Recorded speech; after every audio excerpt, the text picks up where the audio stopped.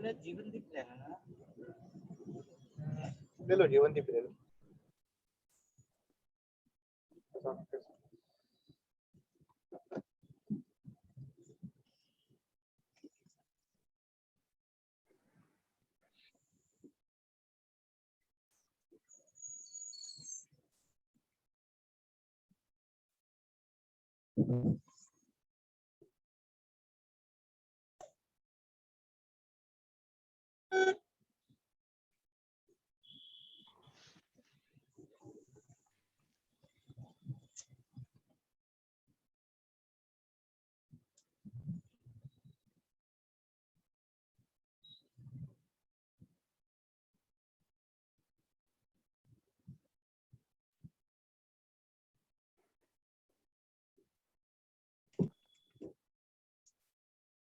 Hello,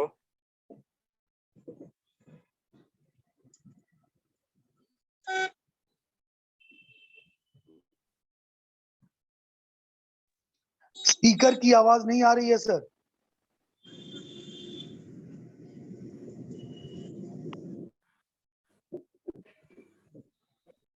Indian से हैं, Indian forest services से आपने 1986 फॉरेस्ट सर्विसेज ज्वाइन किया था। आपने पोस्ट डॉक्टरेट मैनेजमेंट के ऊपर आपका एक बहुत लंबा अनुभव है भारत सरकार के साथ में। Executive director of national institute of disaster management, team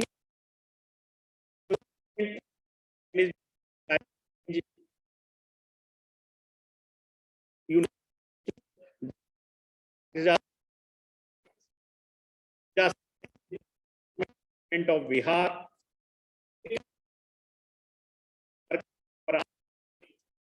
हमारे साथ में हैं विष्णु प्रकाश जी ने लॉ ग्रेजुएशन किया, गोल्ड मेडल प्राप्त किया लॉ ग्रेजुएशन में। आप Indian high commissioner to Canada रहे 2016 में। 35 वर्ष के कार्यकाल में अनेकानेक उन्होंने फॉरेन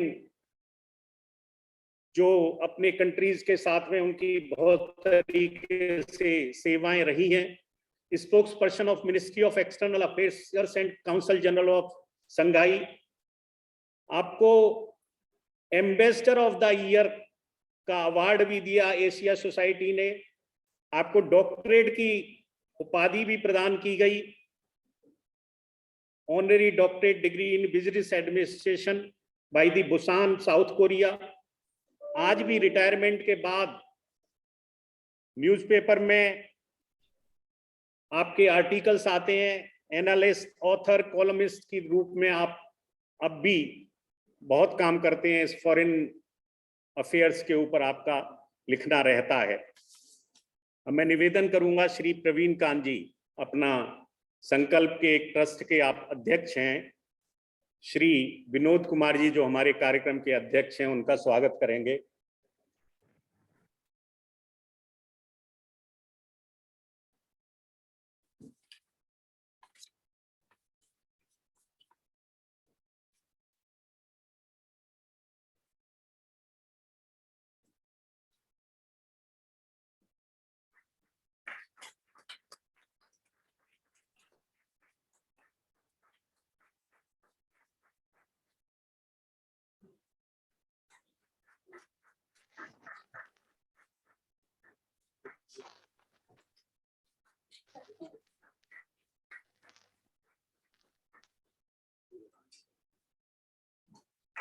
श्री अनिल जोशी जी संकल्प फाउंडेशन ट्रस्ट के अपने जनरल सेक्रेटरी, उनसे निवेदन करूंगा कि डॉक्टर सत्येंद्र जी का स्वागत करेंगे। कार्यक्रम के हमारे विशिष्ट अतिथि डॉक्टर सत्येंद्र जी।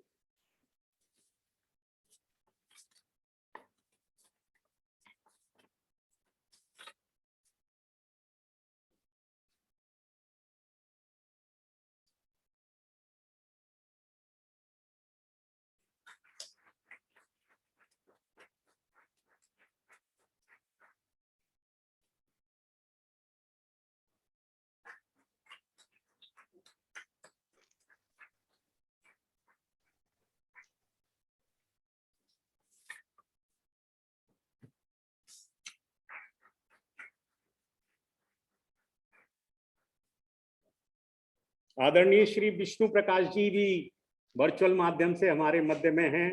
सर, आपका बहुत बहुत स्वागत है। संकल्प परिवार आपका बहुत स्वागत करता है। बहुत शुक्रिया। कारणवश आप लोग कार्यक्रम में फिजिकल रूप में नहीं प्रेजेंट हैं, तो उस तरह से हम स्वागत नहीं कर पा रहे हैं, लेकिन दिल की गहराइयों से हम आपका स्वागत करते हैं। शुक्रिया। आज के कार्यक्रम का विषय है भारत और पड़ोसी देश। जो प्रथम सत्र था वो एक आध्यात्मिक सत्र के रूप में था। भारत जैसा एक देश, पड़ोसी आपकी एक कंपल्सन होती है। पड़ोसी को आप चुन नहीं सकते हैं। जो आपका पड़ोसी है वो पड़ोसी रहेगा, बदला नहीं जा सकता है।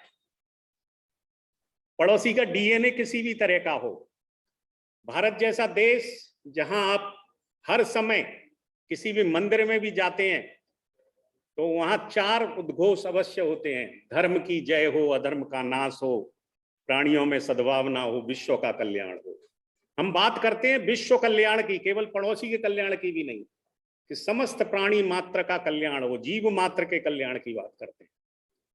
और हमारा पड़ोसी देश रोजाना शैतानियां करता है, रोजाना पिटता है, उसके बाद फिर शैतानियां करता है। ये उसका डीएनए है इस तरीके का। राम की बात हुई है, अपि स्वर्णमयी लंका नमे लक्ष्मण रोचते। भगवान राम का चरित्र, ये भारत का चरित्र है। साम्राज्यवाद की नीति, 4 राज्य थे उस समय जो बहुत शक्तिशाली थे। जनक का राज्य, अयोध्या का राज्य, लंका का राज्य और बाली का राज्य। अयोध्या के राज्य का एक राजकुमार लंका के राज्य के ऊपर विजय प्राप्त करता है। आताताई राजा है वहां का, उसको समाप्त करता है। समाप्त करने के बाद लंका के ऊपर आपका आधिपत्य होना चाहिए। जैसे कहा गया कि हमने लंका के ऊपर विजय नहीं प्राप्त की, हमने रावण के ऊपर विजय प्राप्त की थी। उसी के भाई को वहां का राज्य दे करके वापस आ जाते हैं। भाई ने जब कहा है कि अयोध्या तो अपना राज्य है ही, लंका का राज्य भी करते हैं, तो उन्होंने कहा नहीं, हमने यहाँ राज्य करने के लिए नहीं आए थे, हमने कोई साम्राज्य को नहीं बढ़ाने आए, हमने कोई साम्राज्यवाद की नीति नहीं रखी हुई है। उस आताताई राजा को समाप्त करना था और वहां की जनता को ही वहां का राजा बनाना था। इस तरीके की सोच भारत की है। दूसरा, हमारा पड़ोसी देश, देश के दुनिया के छोटे छोटे देशों को, अपने अड़ोसी पड़ोसी देशों को किसी लोभ लालच प्रलोभन किसी भी तरीके से उनको अपने जाल में फंसाना और उस तरीके से उन राज्यों के ऊपर अपनी साम्राज्यवाद नीति से एक अपना आधिपत्य स्थापित करना, उस तरीके की नीति है। आज के कार्यक्रम का ये विषय है और इसके एक्सपर्ट हमारे बीच में दोनों ही हैं। मैं सर्वप्रथम अपने विशिष्ट अतिथि डॉक्टर सत्येंद्र जी से निवेदन करूंगा कि अपनी बात रखेंगे एक छोटे समय में।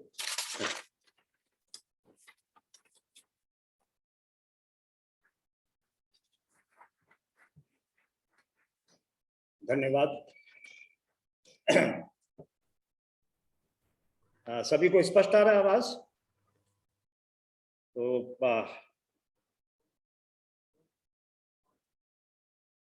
आदरणीय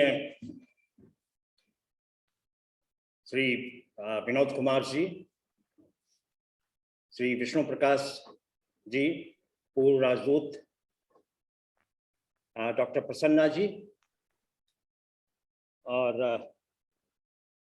यहाँ पर उपस्थित सभी गणमान्य जन, आप सबको बहुत बहुत नमस्कार। धन्यवाद कि आप इस कार्यक्रम में उपस्थित हैं और मुझे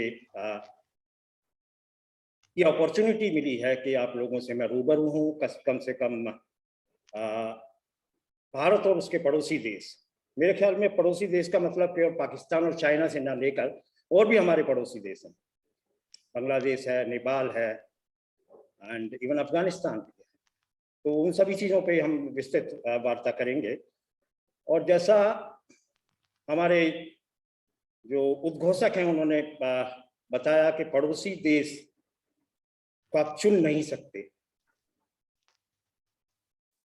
और ये बहुत इंपॉर्टेंट है कि आपका पड़ोसी कैसा हो। अभी मैं एक छोटा सा एग्जांपल देना चाहूँगा अपने बारे में। अभी मेरे को एक फ्लैट खरीदना था नोएडा में,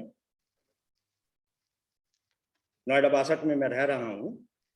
और वहां पर मैंने काफी फ्लैट देखे, और जिस सोसाइटी में मैंने फ्लैट लिया उसी सोसाइटी में फ्लैट की कीमत 76 लाख और 77 लाख 78 लाख ये सब थी। लेकिन एक व्यक्ति जिनसे मेरा परिचय था, उनके पड़ोस में जो मकान था, जो फ्लैट था, उसकी कीमत थी 80 लाख। तो 78 लाख के बजाय मैंने 80 लाख देना पसंद किया, क्योंकि वो व्यक्ति बहुत सज्जन थे, पड़ोसी। तो पड़ोसी का इंपॉर्टेंस कितना है, उसके लिए मैंने 2 लाख रुपया कुर्बान किया। तो इंपॉर्टेंस पड़ोसी की बहुत ज्यादा है, और ये बहुत ही इंपॉर्टेंट इशू है कि कैसे हमारे ताल्लुकात हों, कैसे हम चीजों को आगे बढ़ाएं, और किस तरह के हमारे व्यवहार हमारे पड़ोसी मुल्कों के साथ हों। विषय काफी विस्तृत है, लेकिन मैं अपनी चीज केवल अपनी जो बात है उसको केवल एक बहुत ही महत्वपूर्ण और इम्पॉर्टेंट टॉपिक, जो कि आजकल बर्निंग इशू है, उस तक सीमित रखना चाहूंगा कि किस प्रकार से उस विषय पर, जिसके प्रभाव आज सभी पर तरह से परिलक्षित हो रहे हैं, समाज के सभी वर्गों में और पूरे विश्व में परिलक्षित हो रहे हैं, उस विषय पर मैं अपनी बात को सीमित रखना चाहूंगा। और यह विषय है जलवायु परिवर्तन का। अभी COP26 पे जो एक अधिवेशन हुआ, विश्व के सभी देशों में ने उसमें भाग लिया, और हमारे माननीय प्रधानमंत्री जी ने उसमें पंचामृत 5 एलिमेंट्स के ऊपर जो कमिटमेंट किया, वो वाकई काबिल तारीफ है। ऑफ कोर्स उसमें को इम्प्लीमेंट करने में क्या क्या समस्याएं आ सकती हैं, उस पर भी ध्यान देने की आवश्यकता है। लेकिन इससे हम हमारी जो आगे आने वाली पीढ़ी है, जो आगे आने वाले हमारे समाज है, उसको हम किस तरह की पृथ्वी, किस तरह की हमारी मदर अर्थ उसको हम देना चाहेंगे, वो बहुत बहुत इंपॉर्टेंट हो जाता है। यथर्ववेद में कहा गया है, माता भूमि पुत्रो अहम पृथ्वी में।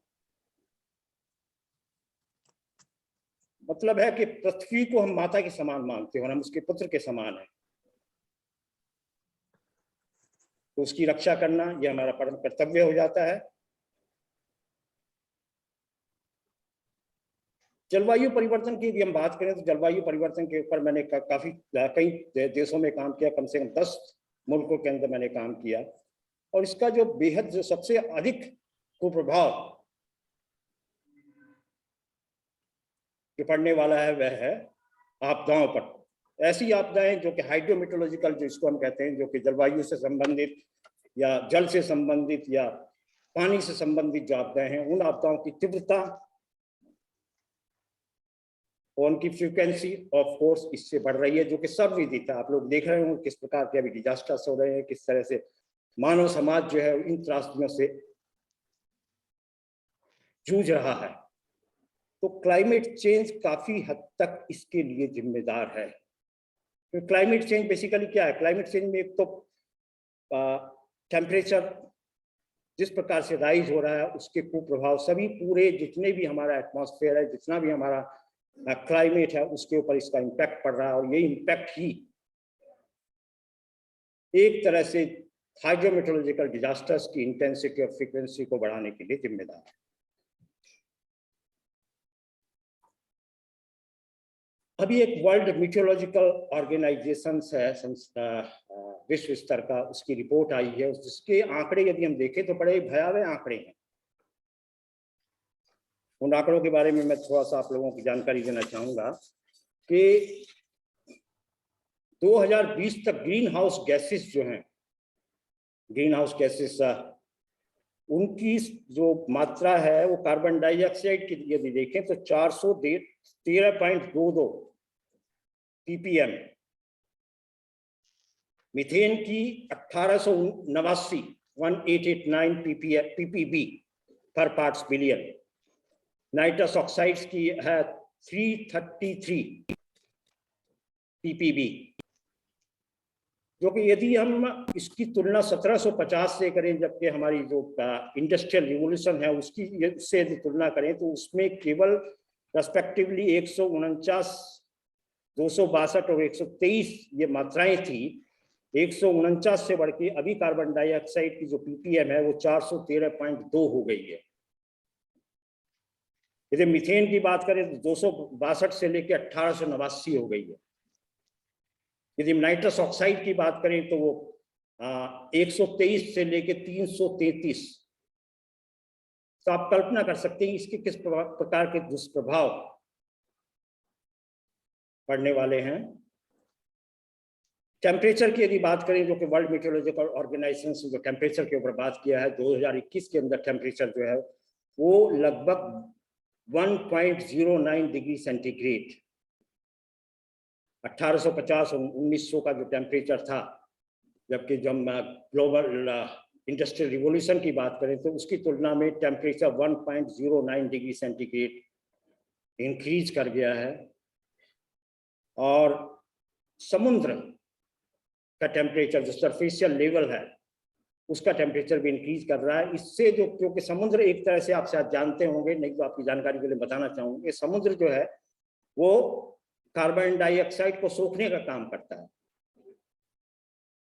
और जैसे ये जो कार्बन डाइऑक्साइड को सोख रहा है, उसको एब्जॉर्ब कर रहा है, तो उसकी एसिडिटी जो है बढ़ रही है। और जो उसकी एसिडिटी बढ़ रही है तो उसका एब्जॉर्ब करने की पावर या शक्ति में ह्रास हो रहा है, उसमें कमी आ रही है। तो ये भी बड़ा एक दुखद विषय है और एक बड़ा ही भयावह विषय है कि इस प्रकार हमारा समुद्र भी इससे प्रदूषित हो रहा है। दूसरा, समुद्र का जल स्तर। मैंने बांग्लादेश में लगभग 2 साल काम किया और वहाँ पे कोस्टल रीजन्स के अंदर भी काम किया। तो वहाँ पर कोस्टल रीजन्स में जो समस्या है, जो कि समुद्र तट के किनारे के जो गांव हैं, जो खेती है, जो वहाँ पर लोग रह रहे हैं, उनको वाकई मतलब हम कल्पना नहीं कर सकते किन परिस्थितियों से उनको गुजरना पड़ता है। जिस तरह से समुद्र लेवल राइज कर रहा है तो उनकी जो जमीन है उसका एसिडिटी उसकी बढ़ रही है, उसमें नमक की मात्रा बढ़ रही है, पानी में नमक की मात्रा बढ़ रही है, और वो लोग किस हालात में जी रहे हैं कल्पना से बाहर की चीज है। और दिन ब दिन बढ़ता जा रहा है। हीट वेव्स की यदि बात करें तो आजकल अमेरिका में, यूरोप में, जो कि ठंडे मुल्क हैं, वहां पर भी हीट वेव्स की मतलब कितनी जाने अभी 2-4 सालों में गई। आप लोग फॉरेस्ट फायर की, वाइल्ड फायर जिसकी हम बात करते हैं, वाइल्ड फायर की जितनी बड़ी त्रासदी विभिन्न देशों में, खासकर हिंदुस्तान के अंदर भी, ऑस्ट्रेलिया के अंदर, कैलिफोर्निया के अंदर, इससे रेगुलर फिनोमेना। तो ये सब चीजें ऑफ कोर्स कहीं ना कहीं क्लाइमेट चेंज का ही डायरेक्टली या इनडायरेक्टली परिणाम है। इन गैसों की जो सघनता या इनका जो बढ़ रही है वातावरण के अंदर, उस सब के दुष्परिणाम हम लोग देख रहे हैं। और जैसा कि मैंने पहले कहा कि इसका बेसिकली जो इम्पैक्ट है इन सब चीज़ों का, जो कि हमने अभी डिस्कस किया, इन सब चीज़ों का जो इम्पैक्ट है वो डिजास्टर्स के ऊपर तो पड़ ही रहा है। हाइड्रोमेट्रोलॉजिकल नेचुरल डिजास्टर्स हम जिनको कहते हैं, बाढ़ है, सुखाड़ है, ड्राउट है, या साइक्लोन्स है। पहले साइक्लोन्स हमारे केवल ईस्टर्न कोस्ट में आते थे, लेकिन इस साल आपने देखा होगा कई साइक्लोन्स हमारे वेस्टर्न कोस्ट में भी बड़े कॉमन हो गए हैं। तो साइंटिस्ट कहते हैं कि ये भी क्लाइमेट चेंज के कारण इस तरह के परिवर्तन हो रहे हैं। और सबसे अधिक प्रभाव जो कि मानव जाति पर पड़ रहा है क्लाइमेट चेंज का या इन आपदाओं का, वो है हमारी लाइवलीहुड पर, specially rural livelihood, agricultural sectors. Agricultural sector से मतलब मेरा केवल क्रॉप से नहीं है, बल्कि पशुपालन भी इसमें शामिल है, मछली पालन उसमें शामिल है, फॉरेस्ट्री उसमें शामिल है। तो ये सब चीजें जो है, इन पर कितना दुष्प्रभाव पड़ रहा है, वो भी एक बहुत ही महत्वपूर्ण विषय है। Food security. अभी मैं नीना कंट्रीज में काम कर रहा हूँ, फूड एंड एग्रीकल्चर ऑर्गेनाइजेशंस के साथ। नीना कंट्रीज बोलते हैं north eastern and north African countries, जिसमें 21 मुल्क हैं, जहाँ के केवल पानी की समस्या है। पानी वहाँ अमृत है। मतलब पानी के बारे में जिस तरह से हम वेस्टेज करते हैं, जिस तरह से हम पानी का आप लोगों ने देखा होगा किस तरह से हम लोग उसका दुरुपयोग करते हैं या उसका उपयोग एक तरह से कहें करते हैं, तो वो एक तरह से बहुत ही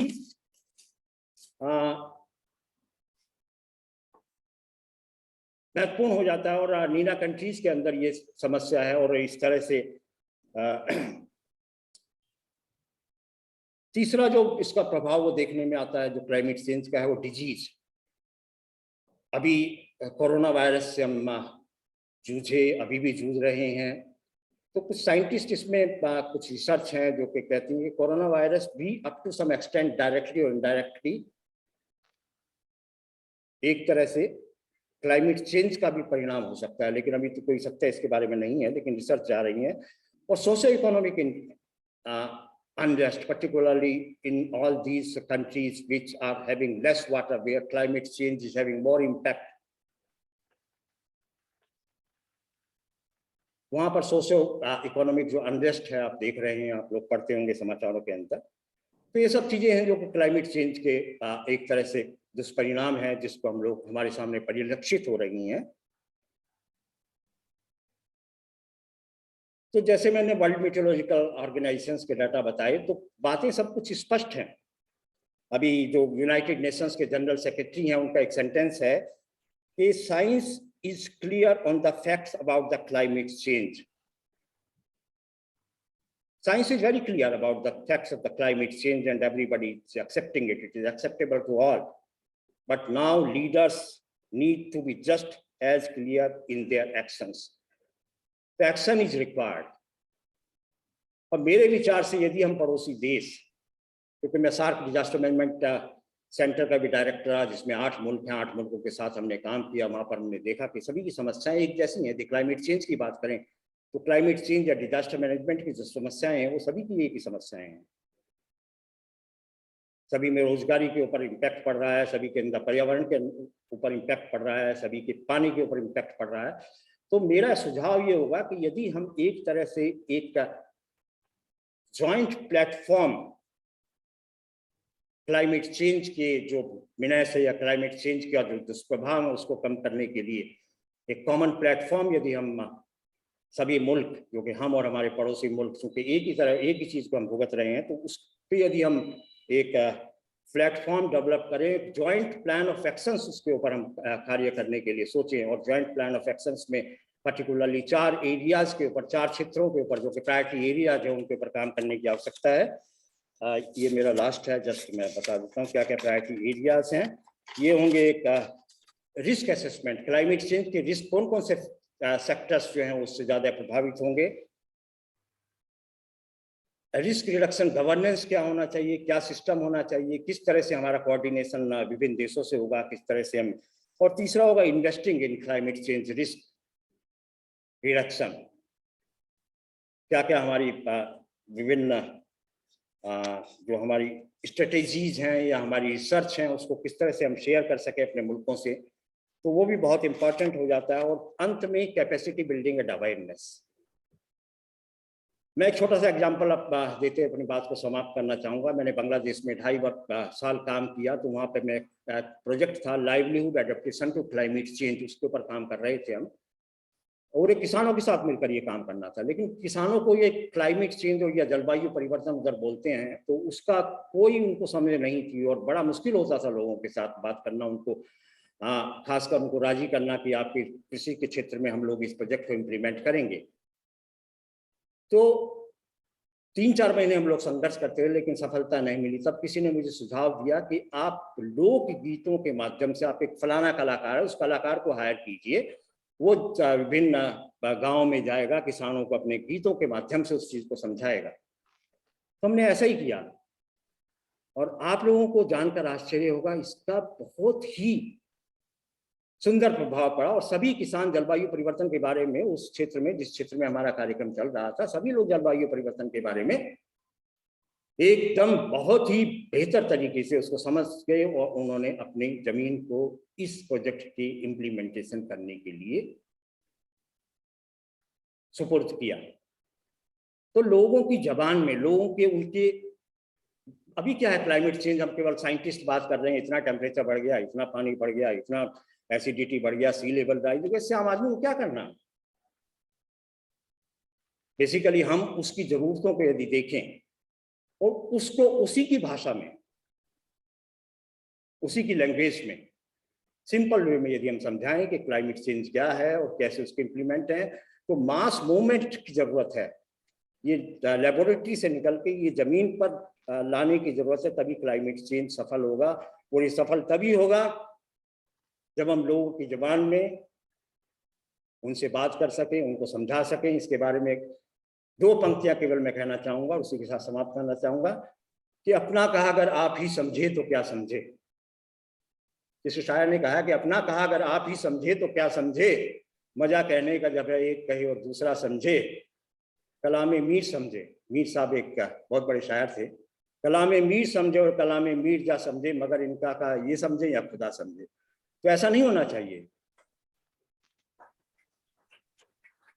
चीजों को जमीन तक पहुंचाना है, चीजों के मास मूवमेंट के रूप में यदि हम जब तक नहीं करेंगे, सभी मुल्कों को लेके साथ नहीं चलेंगे। ऑफ कोर्स बांग्लादेश में मैंने काम किया, वहाँ इतनी अच्छी अच्छी चीजें हैं, इतनी अच्छी, उनको हमको अडेप्ट करना चाहिए। Particular in climate change and disaster management उन लोगों ने बहुत चीजें की है।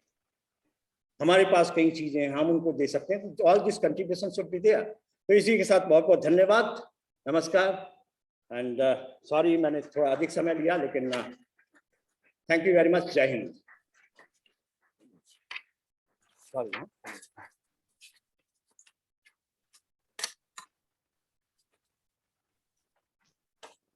धन्यवाद डॉक्टर सत्येंद्र जी, आपका अनुभव आपने रखा। कभी इस विषय को डिटेल में आपके साथ रखेंगे किसी अपनी व्याख्यान माला में। अब हम जो आज के मुख्य वक्ता हैं, आदरणीय एम्बेसडर विष्णु प्रकाश जी, भारत और पड़ोसी देश विषय पर हमारे मध्य में वर्चुअल माध्यम से हैं, अपनी बात रखेंगे। बहुत शुक्रिया। नमस्कार डॉक्टर पाटिल। सबसे पहले तो मेरा परिचय करवाने के लिए बहुत धन्यवाद। आपने बिल्कुल ठीक कहा कि भारत एकमात्र ऐसा देश है जो कि ताकतवर है पर किसी की जमीन नहीं चाहता, और इसका सबसे बड़ा उदाहरण शिमला एग्रीमेंट है, जब हमने 93,000 प्रिजनर्स ऑफ वॉर और 15,000 स्क्वायर किलोमीटर की धरती पाकिस्तान जैसे देश को, जो कि सिवाय शत्रुता के और कोई नहीं चाहता, उनको वापस कर दी थी। अध्यक्ष डॉक्टर प्रसन्ना कुमार, अध्यक्ष विनोद कुमार, एम्बेसडर विनोद कुमार जो मेरे बहुत पुराने दोस्त हैं, साथी हैं, डॉक्टर सत्येंद्र, सिविल सर्विस सेवा के उम्मीदवार दोस्तों, मेरे युवा दोस्तों, मित्रों, नमस्कार। सबसे पहले तो मैं पूर्व सिविल सेवा अधिकारी मंच और संकल्प को व्याख्यान माला के आयोजन की बधाई देता हूं, और मैं आपको बहुत धन्यवाद करता हूं कि आपने, आभार प्रकट करता हूं कि आपने मुझे इस अवसर पर आमंत्रित किया और मुझे मौका दिया अपने पक्ष, अपना जो पॉइंट ऑफ व्यू रखने का भारत और उसके पड़ोसी देश। अध्यक्ष डॉक्टर विनोद कुमार, मेरे पास कितना समय होगा, आप बताएंगे मुझे?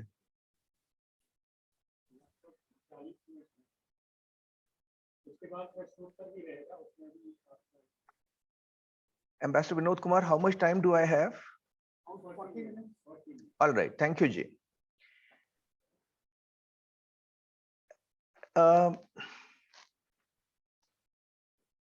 मैं इससे पड़ोसी देशों के साथ संबंध की बात करूं उससे पहले एक चीज, अहम विषय पे टिप्पणी करना चाहता हूं कि विदेश नीति का क्या मतलब है। जब हम कहते हैं कि भारत की विदेश नीति पड़ोस प्रथम है, तो उसका क्या मतलब है? विदेश नीति में कोई रहस्य नहीं है। ये राष्ट्रीय हितों की सुरक्षा का एक, राष्ट्रीय हितों की सुरक्षा या राष्ट्रीय हित के 2 पहलू हैं। एक सिक्के के 2 पहलू हैं, विदेश नीति और आंतरिक नीति।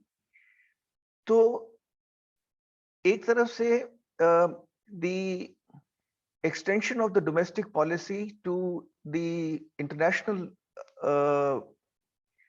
arena is foreign policy, जहां आप, क्योंकि जो भी देश में आपके होता है और उसमें उसका एक विदेशी पहलू भी होता है, जैसे कि राष्ट्रीय सुरक्षा, ऊर्जा सुरक्षा, खाद्य सुरक्षा, पूंजी निवेश को आकर्षित करना।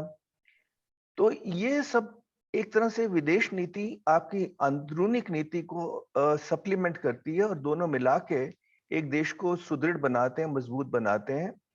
तो जब दोनों पहलू एक तरफ एक साथ चलते हैं तो राष्ट्रीय नीतियां सफल होती हैं। हम सब जानते हैं कि भारत की प्रतिष्ठा और प्रभाव लगातार बढ़ रहा है। उसकी बुनियाद क्या है? उसकी बुनियाद, जहां तक मैं जानता हूं, 3 बुनियाद है उसकी। आर्थिक विकास, आर्थिक विकास और आर्थिक विकास। क्योंकि दोस्तों, बिना आर्थिक विकास के कुछ भी नहीं हो सकता। आपका डिफेंस नहीं होगा, आपकी इंफ्रास्ट्रक्चर नहीं होगा, आपकी जो सॉफ्ट पावर है उसकी अट्रैक्शन नहीं होगी। तो जो फाउंडेशन है एक देश का, वो उस डेवलपमेंट का, वो आर्थिक विकास है। और उसके लिए विदेश नीति का उतना ही सहयोग है जितना कि हमारी डोमेस्टिक पॉलिसीज का होता है। इसमें ये समझना चाहिए कि जब आजकल बात होती है कि हार्ड पावर और सॉफ्ट पावर की, हार्ड पावर यानी कि ठोस शक्ति, तो जो हार्ड पावर है वो सबसे पहले आती है और ठोस जो सॉफ्ट पावर है वो हार्ड पावर को पैलेटेबल, अट्रैक्टिव बनाती है। तो ये मेरा मानना है।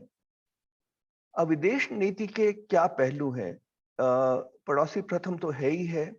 उसके बाद लुक ईस्ट पॉलिसी है, जो कि अब सरकार में, एनडीए गवर्नमेंट 2014 में एक्ट ईस्ट पॉलिसी हो गई थी।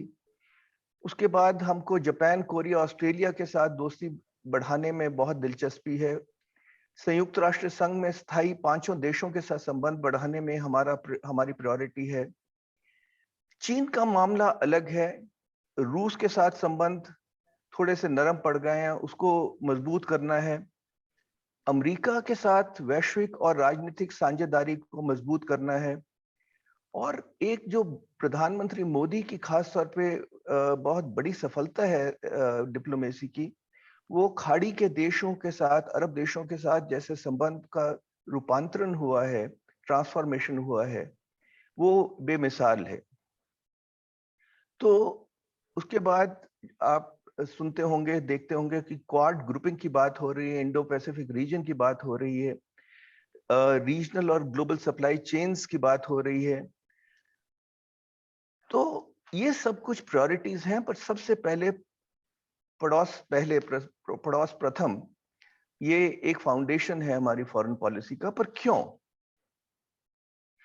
भारत एक बहुत विशाल देश है। कई बार होता है कि हम अपनी ताकत खुद नहीं समझते हैं और हमारे पड़ोस, जो कि साइज में छोटे देश हैं, साइज में ये समझना बहुत जरूरी है।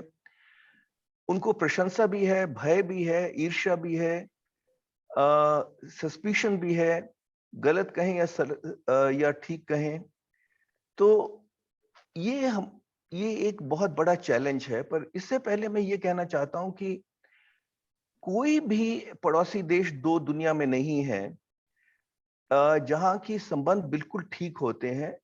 मैं कनाडा में हाई कमिश्नर था और रोज उनका आयात निर्यात अमेरिका के साथ $2.5 बिलियन का रोज का है। उनका रिश्ता ये है कि ओपन बॉर्डर्स हैं, तकरीबन आना जाना है, पर उनकी भी आपस में तनाव है। तो जैसे घर में आप समझ लीजिए, पर मैं घर की इसलिए मिसाल नहीं देना चाहता कि जैसे ही हमारे एक बहुत रेडियो एक्टिव शब्द है पड़ोस के मामले में, बिग ब्रदर। तो हमारे पड़ोसियों को हमारे साथ शिकायत, और मैं जब पड़ोस की बात करता हूं तो चीन और पाकिस्तान की बात नहीं कर रहा हूं, वो मैं अलग से लूंगा। हमारे पड़ोसियों को ये शिकायत है कि हमारा बिग ब्रदरली एटीट्यूड है, हम घमंडी हैं।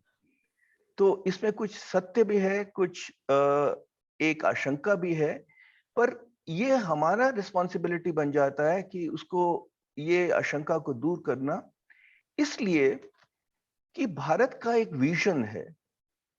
हम एक साउथ एशियन पावर नहीं है, हम सिर्फ एशियन पावर नहीं है। भारत इस वक्त उभर नहीं रहा है, दोबारा उभर रहा है। वी आर री इमर्जिंग। आपको याद होगा कि 19वीं शताब्दी की शुरुआत में भारत तकरीबन दुनिया का 20% जीडीपी भारत से होता था, पर क्योंकि अंग्रेजों के राज में हमारा शोषण हुआ, तो जब तक भारत आजाद हुआ हमारा जीडीपी 1% रह गया। पर अब दोबारा भारत इमर्ज कर रहा है और दुनिया इसका स्वागत करती है, एक दो देशों को छोड़ के। और हमारे लिए, क्योंकि हम अंतर्राष्ट्रीय मंच पे अपना प्रभाव चाहते हैं, हम अपना रोल चाहते हैं, हम जो हमारी सॉफ्ट पावर है, जो हमारी विजन है, उसको अमल करना चाहते हैं, तो हमारे लिए हमारा पड़ोस के साथ हमारे रिश्ते अच्छे हों, वो हमारे हित में है।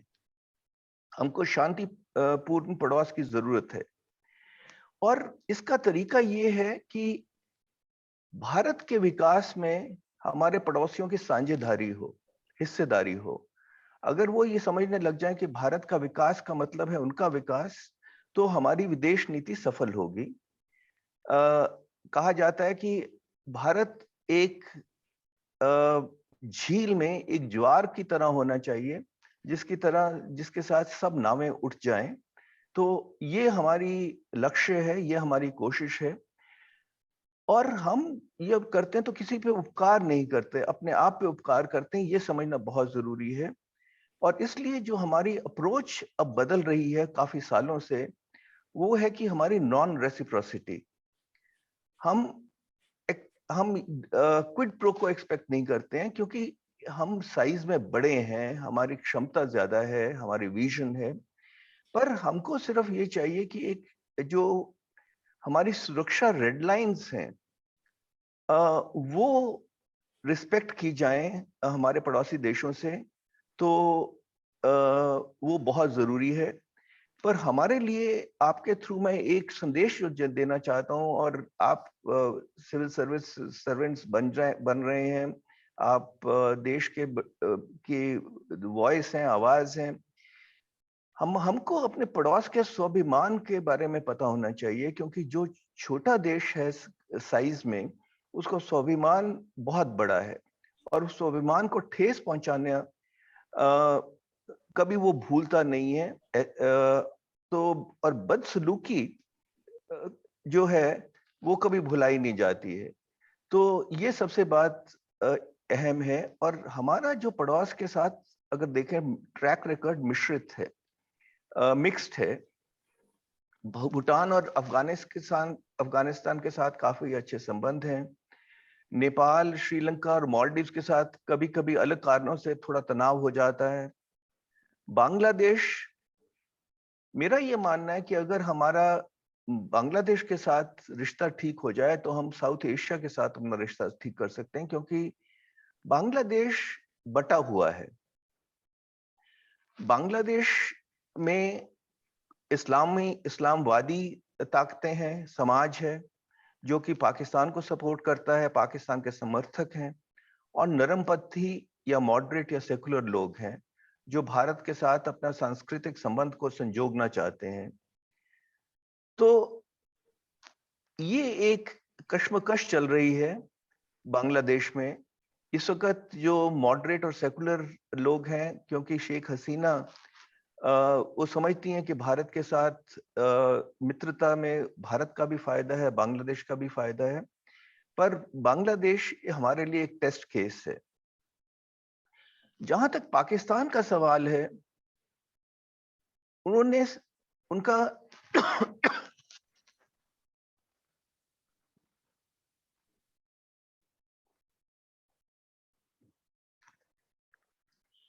उनका आइडेंटिटी क्राइसिस है। उनका सबसे पहला सवाल अपने आप से है कि हम कौन हैं। उनको उसका जवाब नहीं है। पर एक चीज बड़ा क्लियर है कि हम भारत नहीं है, वी आर नॉट इंडिया। तो ये एक अलग आइडेंटिटी क्रिएट करना, और शुरू में जो इस्लाम के नाम पे, जैसे जिन्ना साहब ने कहा था कि दो स्टेट थ्योरी उन्होंने प्रोपाउंड की थी कि Muslims and Hindus are two people, two different communities. तो वो उस इस्लाम के नाम पे बना, पर हम सब जानते हैं कि इस्लाम के नाम पे जिस तरह से उनका शोषण उन्होंने बांग्लादेशियों के साथ किया और बांग्लादेश अलग हो गया 1971 में, हम भारत ने जो किरदार अदा किया, उसके बाद जो उनकी दो नेशन थ्योरी थी वो तो फेल हो गई, पर कंपल्सिव हॉस्टिलिटी कभी खत्म नहीं होती उनकी। और उसका कारण ये है कि जो प्रभावी शक्ति है, डी फैक्टो पावर, वो सेना के पास है। डीप स्टेट यानी कि आईएसआई और जो टेरर ऑर्गेनाइजेशंस हैं, उनका बड़ा प्रभाव है। जो सिविलियन गवर्नमेंट है, सरकार है, वो सबसे कमजोर है। और पाकिस्तान के इतिहास में आधे टाइम मिलिट्री ही ने रूल किया है। अभी जब कोई भी सिविलियन गवर्नमेंट बिना मिलिट्री के की सपोर्ट के या उनके अप्रूवल के बिना सत्ता में नहीं हो सकती। और अगर मैं थोड़ा और आगे जाऊं तो पंजाब में, पाकिस्तान में 4 जो सूबे हैं उसमें पंजाबियों का दबदबा है। हर एक चीज में वो उनकी डोमिनेंस है, मिलिट्री में, गवर्नमेंट में, पॉलिटिक्स में। तो इसके कारण पाकिस्तान के बीच में भी जैसे बलूचिस्तान है, वो उस बलोच लोग एक सेकंड क्लास सिटीजन्स होकर रह गए हैं। ये पाकिस्तान की का हाल है। पर भारत के साथ किसी भी तरह से अब हर एक तरह से compete करते हैं, कंपटीशन पॉजिटिव है, पर पिछले 40 साल से उन्होंने भारत के खिलाफ प्रॉक्सी वॉर छिड़ी हुई है। इस चक्कर में जो अपना देश का हाल हुआ है वो तो सब जानते हैं। हमने बहुत पहल की है साहब, हमने हर तरह से पाकिस्तान के साथ इनिशिएटिव लिया। मैं चाहूंगा कि आप लोग 1961 की इंडस वाटर ट्रीटी के बारे में पढ़ें, तो दुनिया के इतिहास में शायद ही ऐसी कोई लिबरल ट्रीटी होगी जो एक देश, पड़ोसी देश ने दूसरे के साथ की हो। अगर आप, मैंने जैसे जिक्र किया 1972 का शिमला अकॉर्ड देखें, तब दोबारा से ये प्रधानमंत्री वाजपेयी की बस यात्रा देखें। दुख की बात यह है कि जब जब हमने पहल की है उसका जवाब ये मिला है कि कोई ना कोई खुराफात, कोई ना कोई दुष्ट कार्य, कोई ना कोई नापाक कदम। तो ये प्रवृत्ति है और इसलिए मेरा ये मानना है कि जो हमारी सरकार की नीति है कि आतंकवाद और बातचीत इकट्ठे नहीं हो सकते, वो बहुत जरूरी है। और उससे बड़ी जो, अगर हम मूल रूप से देखें तो पाकिस्तानी सेना, जिसको कहते हैं कि मजाक में तो नहीं, हकीकत यह है कि कहते हैं कि देशों के पास सेना होती है, पाकिस्तानी सेना के पास देश है जिसका वो लाभ उठाते हैं। अब ऐसी ताकत, डी फैक्टो पावर रखने के लिए पाकिस्तानी सेना को एक दुश्मन की जरूरत है। अगर दुश्मन ही नहीं होगा तो सेना के पास डी फैक्टो पावर कहां से रहेगी? वो किस तरह से अपनी श्रेष्ठता बनाए रखेंगे? तो मुश्किल थोड़ा ये बन रही है कि पाकिस्तानी सेना के लिए, खुफिया एजेंसीज के लिए, आतंकवादियों के लिए भारत के साथ सामान्य संबंध बनाना अपने पैर पे कुल्हाड़ी मारना है एक तरह, इट्स सेल्फ डिफीटिंग। तो ये कब ये विश्व साइकिल टूटेगा मैं नहीं जानता हूं, पर ये जरूर मैंने देखा है, मैंने पाकिस्तान में पोस्टिंग की है, चीन में की है, इस क्षेत्र में काफी पोस्टिंग की है, 25 साल से चीन को फॉलो कर रहा हूं। चीन और पाकिस्तान का जो डीएनए है वो ये है कि बातचीत कमजोरी है। उनको बातचीत का लगता है कि जो कमजोर होगा वो बातचीत करेगा, जो प्रबल, जो स्ट्रांग होगा, शक्तिशाली होगा, वो बंदूक के साथ बात करेगा। माओ साहब ने तो कहा ही था कि power flows through the barrel of the gun. और अभी कुछ हफ्ते पहले ही जो मेरे बैचमेट में है और पूर्व सचिव भी थे, विदेश सचिव विजय गोखले, जो कि चीन के मामलों के माहिर हैं, उन्होंने किताब लिखी है कि how does China negotiate with India and the world, India पे खास तौर पे। और उसमें ये है कि मोटी बात जो उन्होंने कही है वो ये है कि चीन का बातचीत का मतलब होता है समय, टू टू बाइट टाइम, समय निकालना, कि आप बातचीत में उलझाए रखो और मौका ढूंढते रहो, और जब मौका ढूंढो तो वार करो। या अब देखें ना कि 1975 से 25 और 20 35 साल 45 साल एक गोली भी नहीं चली थी। इतने कॉन्फिडेंस बिल्डिंग मेजर्स हुए थे, इतने एग्रीमेंट्स हुए थे। प्रधानमंत्री मोदी शी जिनपिंग को 18 बार मिले, 18 बार, 2 इनफॉर्मल समिट्स की हैं। तो कम्युनिकेशन में तो कोई कमी रही नहीं है। 1 अप्रैल को आप धोखाधड़ी की अगर मिसाल लें तो बेमिसाल है। 1 अप्रैल 2020 को जब चीन शिनचियांग में अपनी फौजों को इकट्ठा कर रहा था ईस्ट लद्दाख में एलएसी पे एक्टिविटी करने के लिए, तो शी जिनपिंग साहब ने एक खत लिखा भारत हमारे राष्ट्रपति महोदय को, जिसमें कहा कि भारत के साथ दोस्ती उनके लिए एक मौलिक पॉलिसी है, और भारत के साथ दोस्ती और भाईचारा और पार्टनरशिप वो बढ़ाना चाहते हैं। तो ये 1 अप्रैल 2020 को उस वक्त लिखा जबकि वो ये लद्दाख में खुराफात की तैयारी कर रहे थे। तो ये एक प्रवृत्ति है जो कि हमको समझनी चाहिए कि हम किस तरह के हमारे पड़ोसी हैं जिसके साथ हमको डील करना है।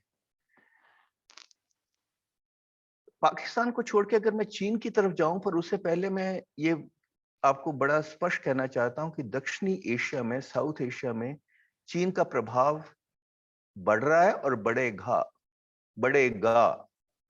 हमको पसंद है, ना पसंद हो, कोई फर्क नहीं पड़ता। कोई टाइम था जब चीन समझता था कि दक्षिण एशिया एक भारत का का जोन ऑफ इन्फ्लुएंस है, वो समय खत्म हो गया। चीन के पास धन बल है, पैसे हैं, उसका उपयोग करते हैं। सब देशों को पूंजी की जरूरत है, विकास के लिए आवश्यकता है। वो ये समझते हैं कि ये एक बटन है जो कि दबाया जा सकता है। प्रजातंत्र देश और चीन में फर्क ये है कि प्रजातंत्र देश इंस्टीट्यूशंस को में इन्वेस्ट करते हैं, इंस्टीट्यूशन बिल्डिंग के लिए। चीन इंडिविजुअल्स को इनमें इन्वेस्ट करता है, उनको कल्टीवेट करता है, उनको इन्फ्लुएंस करता है। मेरे पास समय नहीं है, पर बाद में जैसे आप देखेंगे यूएन में, डब्ल्यूएचओ में, हर जगह पे चीन ने लोगों को, इंडिविजुअल्स को कल्टीवेट किया। किस तरह किया मैं आप समझते हैं। और यह मैं आपको थोड़ा सा चौकन्ना करना चाहता हूं कि भारत में भी बहुत सेक्शंस हैं हमारी सोसाइटी के, समाज के, जिनको कि चीन ऐसे ही कल्टीवेट कर रहा है।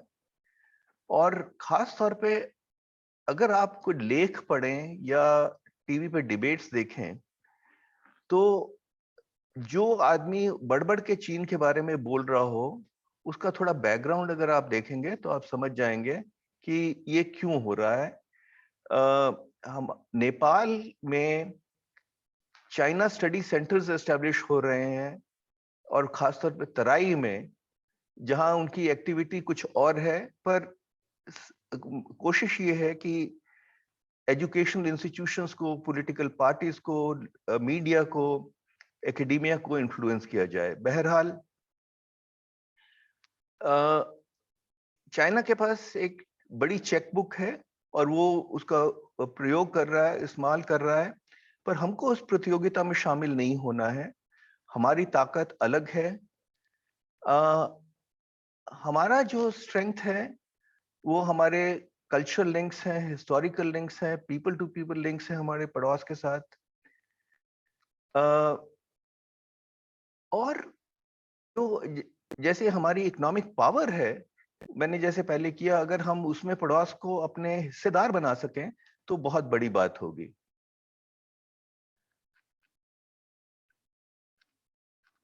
अब मैं थोड़ा चीन और भारत के बारे में बात करना चाहूंगा, क्योंकि हमारे इतिहास में, भारत के इतिहास में कभी भी इतना बड़ी चुनौती नहीं आई है,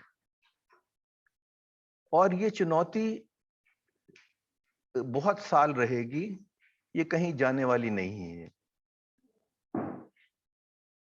और चीन एक ऐसा देश है जिसका मैंने आपको बताया, जिसके बारे में आप कुछ भी विश्वास नहीं कर सकते। मैं आपको एक कोटेशन बता रहा हूं जो कि एक शख्सियत ने कहा था चीन के बारे में, कि मुझे चीनियों पर थोड़ा भी भरोसा नहीं है। वह एक अभिमानी, अविश्वसनीय, कुटिल लोग हैं। आपको प्रहरी ये थोड़ा सा मेरे लिए मुश्किल हो रहा है, 1 मिनट जी। आपको चौकन्ना रहना पड़ेगा, सतर्कता बरतनी पड़ेगी। ये पंडित नेहरू ने 1958 में भारत के एम्बेसडर जो राजदूत बन के जा रहे थे, जीपी पार्थसारथी, उनको कहा था। पूर्व एनएसए हमारे जो कि एक विद्वान राजनयिक हैं, शिवशंकर मेनन, उन्होंने अपनी किताब में लिखा है कि अगले कुछ साल भारत चीन के संबंधों के लिए पिछले 3 दशकों से की तुलना में अधिक कठिन हो दोबारा मैं बोल रहा हूं, अगले कुछ साल भारत चीन संबंधों के लिए पिछले 3 दशकों की तुलना में अधिक कठिन हो सकते हैं। जितना अधिक भारत बढ़ेगा, उतना ही हम संतुलन को सहयोग से चीन के लिए प्रतिस्पर्धा में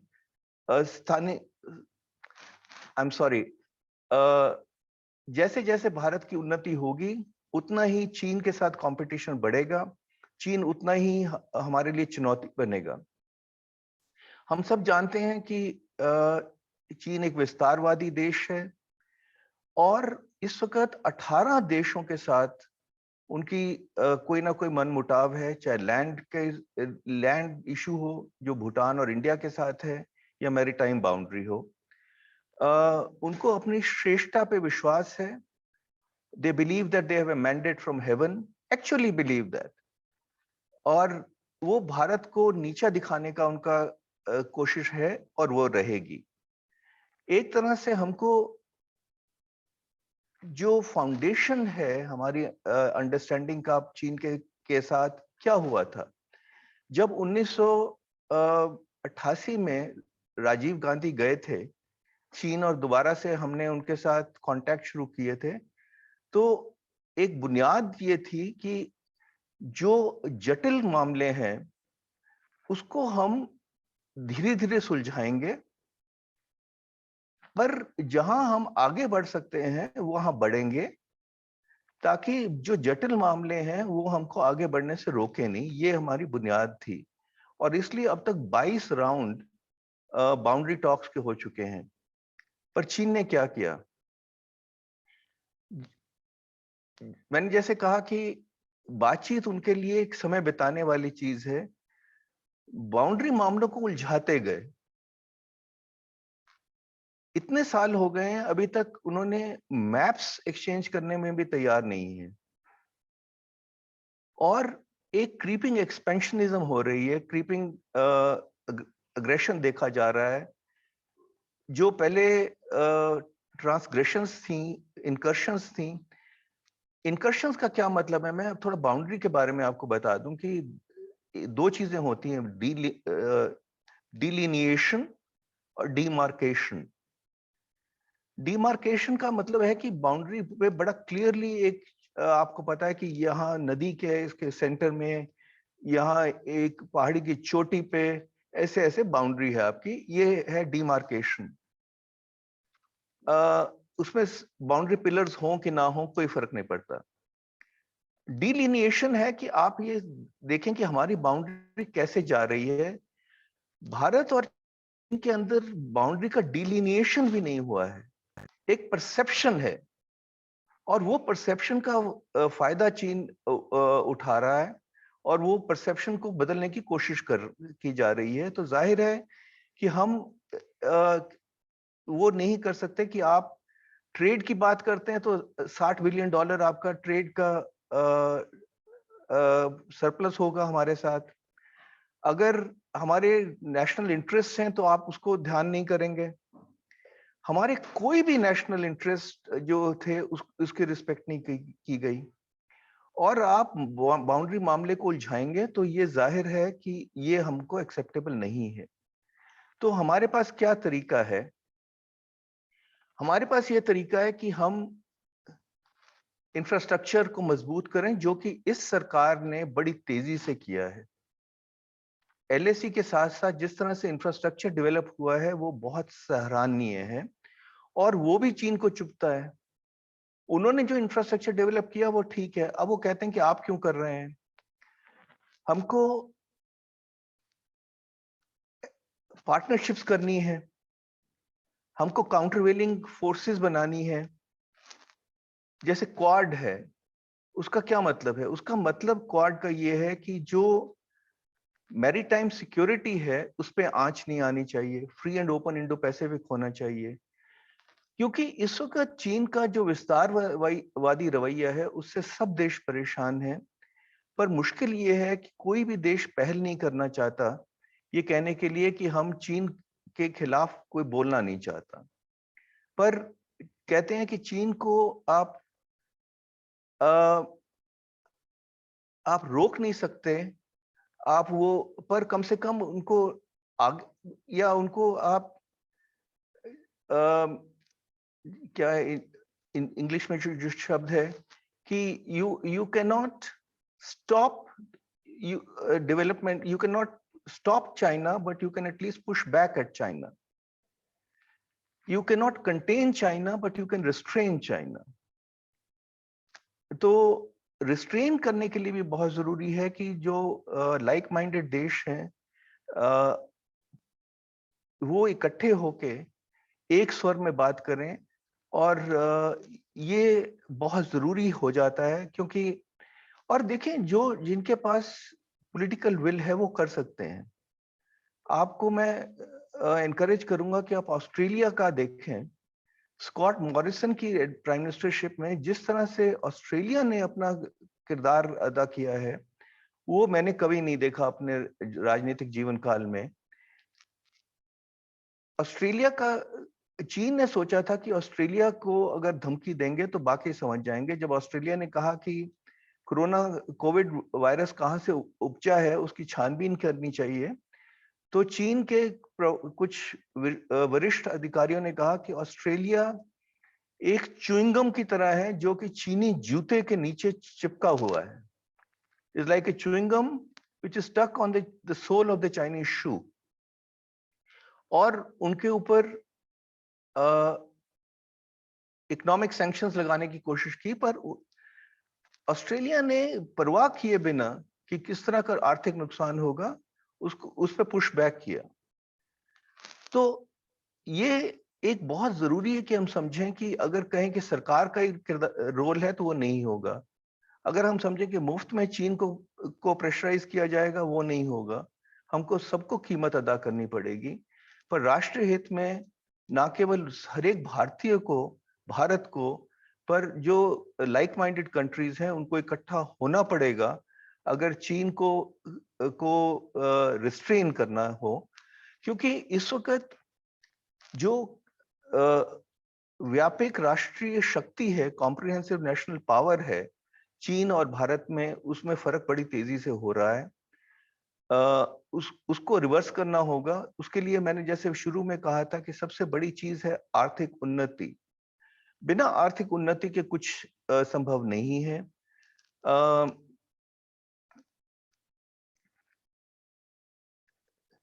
तो ये एक बहुत जरूरी हो जाता है, पर भारत के पास क्षमता है, भारत ने कर दिखाया है।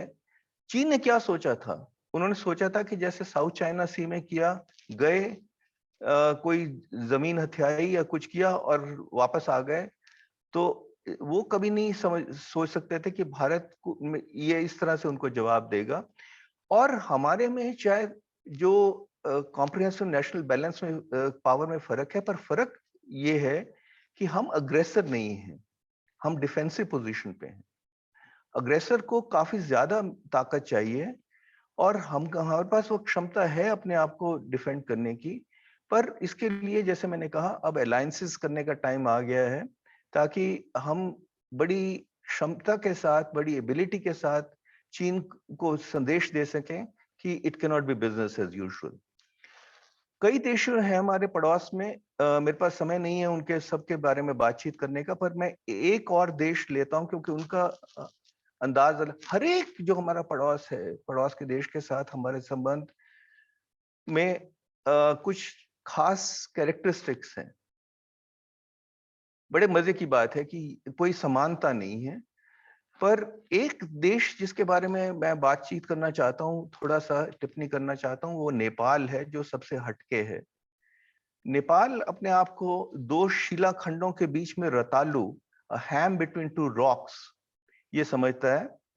और वो ये कहता है कि मैं भारत से ने हमको बंद किया, वी आर इंडिया लॉक्ड, तीन तरफ से भारत है। उनकी सबसे बड़ी शिकायत यह है कि भारतीय अधिकारी नेपाल के साथ इंटरेक्ट करते हैं, पर राजनीतिक नेता कम करते हैं। तो हमने भारतीय अधिकारियों पे रिश्ता छोड़ा हुआ है। उसमें कुछ गलत भी है, कुछ ठीक भी है। पर मैं आपको ये बताना चाहता हूं कि प्रधानमंत्री मोदी 4 बार अपने राज्यकाल में प्रधानमंत्री के रूप में नेपाल जा चुके हैं। हम कहते हैं कि रोटी बेटी का रिश्ता है नेपाल के साथ। उनको जब ये ठीक लगता है तो मानते हैं, जब उनको ठीक नहीं लगता तो नहीं मानते हैं।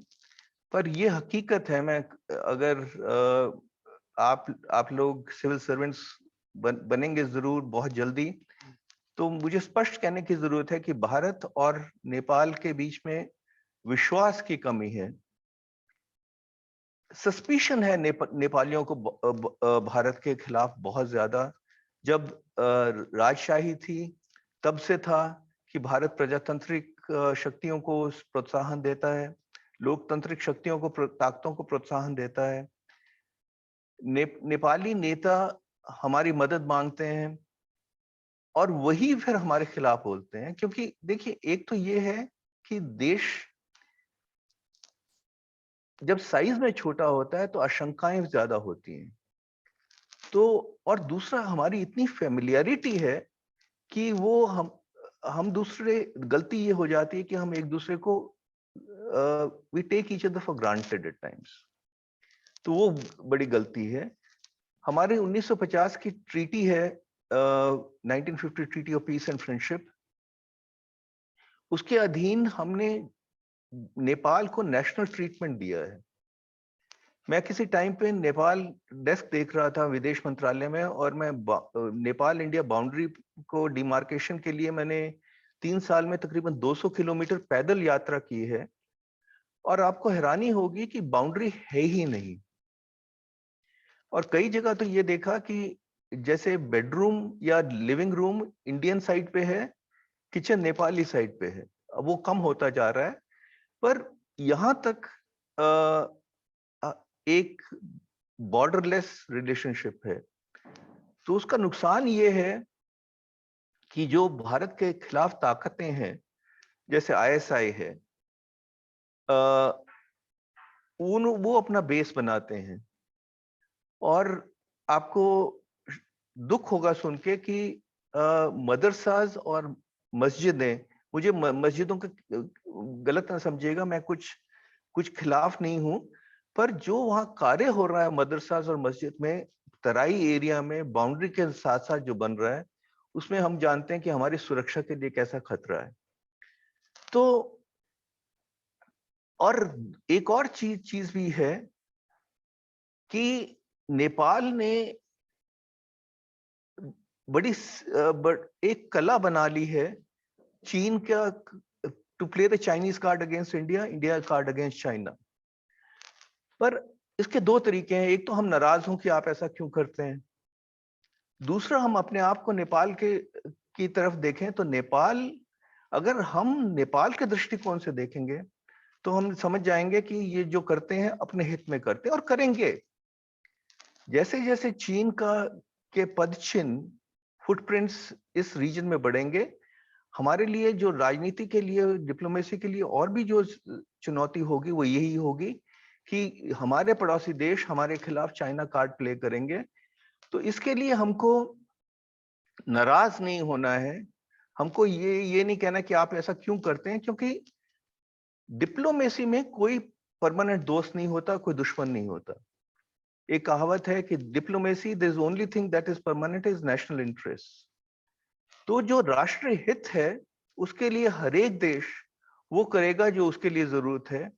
पर जहां मैंने शुरू किया वहीं मैं उस रैप अप कर रहा हूं कि जो बड़ा देश होता है उसके ऊपर दायित्व सबसे ज्यादा होता है, और हमारे लिए, क्योंकि हम दुनिया में अपना प्रभाव बढ़ाना चाहते हैं, हमारे पास काबिलियत है, हमारे पास प्लान्स हैं, तो हमको पहल करनी पड़ेगी। हमको अपने पड़ोसी देशों को साथ लेकर चलना पड़ेगा। हमने एक बहुत लंबा सफर तय किया है, पर हमको अपने आप पे विश्वास की जरूरत है, और उसके लिए सबसे बड़ी जरूरत है कि जो अंदरूनी राजनीतिक मतभेद हैं उसको खत्म किया जाए, और जब बाहर से कोई संकट आए तो खास तौर पे एकजुट होकर काम करें, ये हमारे लिए सबसे बड़ा जरूरी है। और मुझे इतने साल भारत की सेवा करके एक राजदूत के तौर पे फख्र है कि मैं भारत का नुमाइंदगी करता था और भारत का नागरिक हूं। आपको भी होगा। जय हिंद, नमस्कार।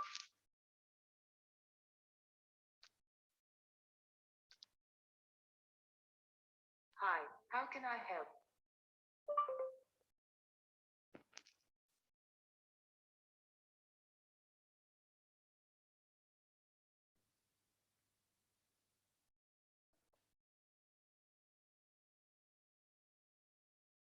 डॉक्टर पाटिल, आपकी आवाज नहीं आ रही है मुझे, शायद आप म्यूट पे हैं। आ गई? आ गई जी, आ गई है, बिल्कुल। हर पड़ोसी इंपॉर्टेंट होता है, क्योंकि छोटे से छोटा जो पड़ोसी होता है उसका स्वाभिमान बड़ा होता है, तो उसकी इम्पोर्टेंस भी बहुत बड़ी है। लेकिन जब भी पड़ोसी देश की बात आती है तो बात चाइना और पाकिस्तान पर आकर रुकती है। उनका हमारे साथ किस तरह का व्यवहार है और कैसे हम उन्हें डील कर रहे हैं और कैसे डील करना चाहिए, ये विषय आपने रखा। और एक बात जो मुख्य रूप से मेरे को बड़ी अच्छी लगी कि विश्व डिप्लोमेसी में भारत की पहल बहुत बढ़ी है, और उसका कारण है कि आर्थिक विकास। अब हमारे प्रश्नोत्तर का कार्यक्रम रहेगा, लगभग 15 मिनट का ये कार्यक्रम रहेगा। लेकिन सबसे पहले श्री विनोद कुमार जी, अपने जो कार्यक्रम के अध्यक्ष हैं, उन्होंने कहा है कि 2 प्रश्न मेरे हैं श्री विष्णु प्रकाश जी से, तो आप अपने प्रश्न रखेंगे।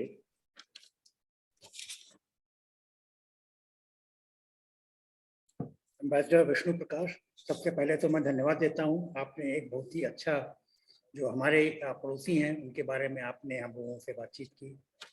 और एम्बेसडर विष्णु प्रकाश, मैं आपको बताना चाहता हूं कि जब मैंने मॉस्को में पहली बार अपनी पहली पोस्टिंग पर गया तो एम्बेसडर विष्णु प्रकाश उस समय वहाँ मेरे सीनियर थे, और उन्होंने बिल्कुल जैसे छोटे भाई की तरह एक मेंटर बन करके उन्होंने, हम लोगों ने साथ में 2-3 साल वहाँ पर गुजारे। आपने जो बताया उसमें मैं 2 प्रश्न पूछना चाहता हूँ जो अक्सर लोगों के मन में आते हैं कि म्यांमार जो हमारा एक पड़ोसी देश है, उसमें हम अक्सर बात करते हैं कि वहाँ रूल ऑफ लॉ होना चाहिए, पॉलिटिकल डिटेनीज जो कि हैं उनको छोड़ा जाना चाहिए, और वायलेंस बंद होनी चाहिए। हमें हमारी कंसर्न्स भी है कि कहीं रिफ्यूजीज का इन्फ्लक्स ना हो, लेकिन हम जो कि है बहुत एक्टिव नहीं है जैसा कि कुछ दूसरे देश कहते हैं। और इसके अलावा जो कि है, हम उनको थोड़ा बहुत सपोर्ट भी कर रहे हैं। तो इस पर आपके क्या विचार हैं कि इसके क्या कारण हैं और हमारे क्या हित हैं? एक प्रश्न और मैं करना चाहूंगा। भूटान के साथ में हमारे बहुत ही अच्छे संबंध हैं और भारत और भूटान के जो इकोनॉमिक रिलेशंस हैं, आर्थिक संबंध हैं, उसको एक मॉडल कहा जा सकता है। तो ये जो आर्थिक संबंध हैं, इनके बारे में अगर आप कुछ कहना चाहें, और फ्यूचर में जो कि हमारे भूटान के संबंध हैं, उसके हमारे पड़ोसी प्रथम के परिप्रेक्ष्य में आगे आप क्या देखते हैं? धन्यवाद। धन्यवाद एम्बेसडर विनोद कुमार। जब भी आपको देखता हूँ मुझे मॉस्को याद आ जाता है, और हमने जिस तरह से आपके साथ दोस्ती का सिलसिला शुरू हुआ और जिस तरह से आगे बढ़ता गया, उस पर मुझे फक्र है। आज आपकी अध्यक्षता में मुझे सबके को संबोधन करने में बड़ा अच्छा लग रहा है, और आपने बहुत शुक्रिया दोनों सवालों के लिए, बहुत अहम है। आपने बिल्कुल ठीक कहा कि भूटान और भारत की दोस्ती एक बेमिसाल है, और यही कारण है। और क्या क्या उसमें बुनियाद क्या है? ट्रस्ट। भूटान ने भारत पर ट्रस्ट किया, और भारत ने नॉन रेसिप्रोसिटी के लिए बिल्कुल एक्सपेक्ट किए बिना भूटान के साथ जो जिस तरह से उनकी विकास के लिए मदद कर सकते थे, सहयोग कर सकते थे, हमने किया। और आज स्थिति ये है कि भूटान साउथ दक्षिण एशिया में सबसे अमीर देशों में से एक बन गया है, और भारत के सहयोग से जो हाइड्रो पावर कैपेसिटी है उनके लिए सबसे बड़ा एक्सपोर्ट है, सबसे बड़ा सोर्स ऑफ रेवेन्यू है। वो 2500, जहां तक मुझे याद है, 2500 मेगावाट से ज्यादा की कैपेसिटी एस्टेब्लिश हो गई है, और भारत उसको 10,000 मेगावाट पे 10,000 मेगावाट, हाँ जी, 10,000 मेगावाट पे ले जाएगा। और वो उसका 80% भारत को एक्सपोर्ट होता है, जिसके लिए भारत बिजली के लिए पे करता है। भारत ने भूटान हमारे लिए एक टाइम टेस्टेड दोस्त रहा है। फर्क पड़ रहा है, फर्क ये पड़ रहा है कि पहले राजा थे, बहुत फोरसाइट वाले, बड़े वाइज राजा हैं, किंग फोर, जिन्होंने प्रजातंत्र को लागू किया। कोई भी इतिहास में ऐसी मिसाल नहीं होगी कि जब लोकप्रिय राजा, जो कि लोग चाहते थे, उन्होंने अपना सत्ता छोड़ दी और कहा कि नहीं, प्रजातंत्र होना चाहिए। भूटान की एस्पिरेशंस बढ़ रही हैं और बढ़नी चाहिए भी, और हमको फक्र है अपनी दोस्ती का भूटान के साथ। और ये नेपाल और भूटान का थोड़ा सा फर्क है। नेपाल में 80,000 मेगावाट की कैपेसिटी है, और जब मैं नेपाल डेस्क देखा करता था, तो 1995 में, जहां तक मुझे याद है, 96 में हमने महाकाली ट्रीटी साइन की थी, और भारत के प्रधानमंत्री आई के गुजराल नेपाल गए। आप ये देखिए कि बिना एक पैसा खर्चे 6,000 मेगावाट की power generation capacity Mahakali treaty Pancheshwar agreement में हो सकती थी। उसमें आधा पैसा भारत को देना था, आधा वर्ल्ड बैंक ने देना था, नेपाल को सिर्फ फायदा होना था। और जो पानी बह के समुद्रों में जाता है वो एक सोना बन जाता, पर अपनी राजनीति के चक्कर में उन्होंने उसको होने नहीं दिया। बहरहाल ये अलग बात है। जहां तक म्यांमार की बात है, हमारा 1600 किलोमीटर का बॉर्डर है, और बड़े सेंसिटिव रीजन के साथ है, हमारे नॉर्थ ईस्टर्न रीजन के साथ है। और इंडियन इंसर्जेंट ग्रुप्स जो किसी जमाने में बड़े एक्टिव थे, वो जो म्यांमार के नॉर्थ वेस्टर्न सेक्टर में काफी एक्टिव थे, पर म्यांमार की फौजों ने हमारे साथ काम किया, और हमारी सुरक्षा बलों ने बड़ी कुशलता और सफलता हासिल की। अब भारत का और दूसरे देशों का क्या फर्क है? जो हम लोग आर्थिक विकास में या विकास में सहयोग देते हैं, हम प्रिस्क्रिप्टिव नहीं है। अफगानिस्तान में देख लीजिए, नेपाल में देख लीजिए, भूटान में देख लीजिए, अफ्रीका में देख लीजिए। हम किसी देश को ये नहीं कहते हैं कि भैया ये आप कीजिए। हम कहते हैं कि साहब आपको क्या चाहिए ये बताइए, हमारा अगर उसमें हम आपकी मदद कर सके, सहयोग कर सके, तो हम करेंगे। इसी तरह हम अपनी पॉलिसीज को एक्सपोर्ट नहीं करते। हम प्रजातंत्र हैं, दुनिया के सबसे बड़ा प्रजातंत्र हैं, पर हम ये नहीं कहते कि बाकी प्रजातंत्र बने। वो अगर आप चाहें तो बने, नहीं तो ये भारत की पॉलिसी है। और हमको जो सत्ता में है उनके साथ डील करना है, क्योंकि ये हमारे राष्ट्र हित में है और राष्ट्र हित प्रथम होता है। जब पिछली बार मिलिट्री कू हुआ था, जुंटा पावर में आई थी, तो हमने उनके साथ बातचीत करने में आनाकानी की, तो उसका नतीजा ये हुआ कि चीन का प्रभाव बढ़ गया और हमारा नुकसान हुआ। हम प्रजातंत्र हैं, हमको किसी के साथ सर्टिफिकेट की जरूरत नहीं है, हमको किसी को एक्सपोर्ट करने की जरूरत नहीं है। हम वो करेंगे जो राष्ट्रीय हित में है, और भारत जैसा देश किसी के दबाव में काम नहीं करेगा। हम सिर्फ अपने हित में काम करेंगे, जो हमारा इनलाइटेंड सेल्फ इंटरेस्ट है वो करेंगे। वो भारत की छवि है और वही भारत की ताकत है। और कोई प्रश्न हमारा, कोई जिज्ञासा कैसे करेंगे? कोई माइक आप बताएं।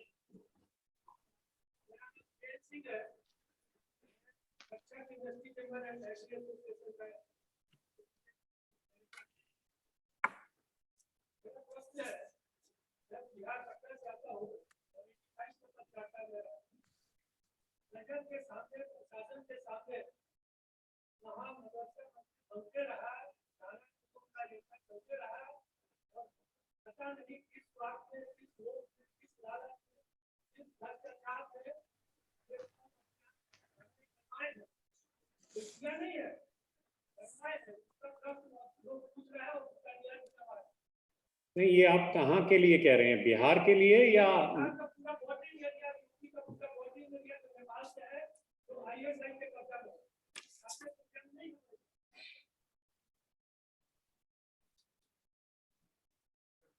आपने प्रश्न सुना होगा इनका? डॉक्टर पाटिल, मुझे कुछ सुना नहीं है, मुझे उन्होंने कुछ समझ कहा नहीं है है। कि बिहार का जो बॉर्डर, बिहार का जो नेपाल से लगता हुआ बॉर्डर एरिया है, वहां पर मदरसे वगैरह सारे बन गए और हम लोग चुपचाप बैठे रहे, हमने किसी तरीके से कुछ नहीं किया, और वो एरिया आज ISI वगैरह के कब्जे में है। इनका ये कहना है प्रश्न में। जी, वही मैंने यही जिक्र किया था कि वो हमारे सुरक्षा के लिए एक बहुत बड़ी चुनौती है, और हमारे लिए सुरक्षा जो रेड लाइंस है, मैंने तो खुद वही जिक्र किया है कि हमारे पड़ोसियों के साथ जो आकांक्षा है, एक्सपेक्टेशन है, वो सिर्फ ये है कि हमारी सिक्योरिटी रेड लाइंस को रिस्पेक्ट की जाए। बट ये याद रखना बहुत जरूरी है कि हम सॉवरन देशों के साथ, इंडिपेंडेंट देशों के साथ बातचीत कर रहे हैं, तो हम उनको उनके साथ परसुएड कर सकते हैं, बातचीत कर सकते हैं, और बातचीत के जरिए ही ये समस्याएं सुलझ सकती हैं या कम हो सकती हैं। और कोई प्रश्न? संतोष जी, यहाँ पे कोई क्वेश्चन है, स्टूडेंट ने लिखे हैं, क्या मैं लूँ एक दो क्वेश्चन? हाँ जी, बोले एक क्वेश्चन बोले। Yeah. Sir, there is a one question from the अपना प्रश्न पढ़ रहे हैं। there is a one question from the student who is preparing for the UPSC now. The name is Anmol. Patil ji, मेरा भी एक क्वेश्चन है। सर आवाज आ रहा है? अब आ रहा है जी। आ रहा है। So the question is that, sir, how the NAM is being seen today's contest? Right. देखिए, नैम जो था नॉन अलाइंड मूवमेंट, जो कि युगोस्लाविया के टीटो, इजिप्ट के नासिर और भारत में पंडित नेहरू ने शुरुआत की थी, उसका एक ऐतिहासिक कारण है कि हम लोग जो कॉलोनाइजर्स थे, बड़ी ताकतें थी, महाशक्तियां थी, उनके साथ हम उनके किसी कैंप में नहीं जाना चाहते थे। तो हमने कहा कि हम किसी के साथ अलाइन नहीं होंगे, वो जमाना निकल गया है। हमारी जो पॉलिसी है बड़ी क्लियर है कि हमको स्ट्रेटेजिक ऑटोनॉमी चाहिए, और अगर स्ट्रेटेजिक ऑटोनॉमी का मतलब है कि हमको किसी ताकत के साथ दोस्ती करनी है, तो हम करेंगे, क्योंकि एक ही चीज होती है, एक ही चीज कांस्टेंट है कि कुछ भी कांस्टेंट नहीं है। सब कुछ बदल रहा है, दुनिया बदल रही है, पड़ोस बदल रहा है, जो पावर बैलेंस है वो बदल रहा है। तो हमको जो भारत के हित में होगा वो करेंगे, और हम इश्यू बेस्ड अलायंसेस करेंगे जो हमको जरूरत होगी, अलायंसेस या पार्टनरशिप्स, उस पे हम पीछे नहीं रहेंगे। और मैं यहाँ आप ये कह दूं कि 1971 में जब हमने सोवियत यूनियन के साथ treaty of peace, friendship and cooperation किया था, वो भी कोई अलायंस से कम नहीं था। हमारी उस वक्त भी पॉलिसी स्ट्रेटेजिक इकोनॉमी की थी, पर क्योंकि हमारे राष्ट्र हित में था हमने किया। और मैं बार बार ये कह रहा हूं कि भारत बहुत बड़ा देश है, हमको किसी के तगमे की जरूरत नहीं है, हमको किसी के सर्टिफिकेट की जरूरत नहीं है। और जब संकट आएगा तो सिर्फ एक देश भारत के हित में उठेगा और वो भारत है। कोई भी देश कुछ नहीं करेगा या बहुत कम करेगा। हमको अपनी सुरक्षा के लिए खुद जिम्मेवार हैं और हम उसमें कोई कमी नहीं छोड़ेंगे। एक प्रश्न है sir, what are our options in Bangladesh? We can not rely upon Awami League formation. Someday government will change. What will we do when BNP comes back to power? देखिए, कोई भी किसी पे रिलाई नहीं करता है। बांग्लादेश अपने हितों की बात करता है, हम अपने हितों की बात करते हैं, और जहां हमारे हित मिलते हैं वहां दोस्ती होती है। बांग्लादेश ने देख लिया कि हमारा एटीट्यूड क्या है।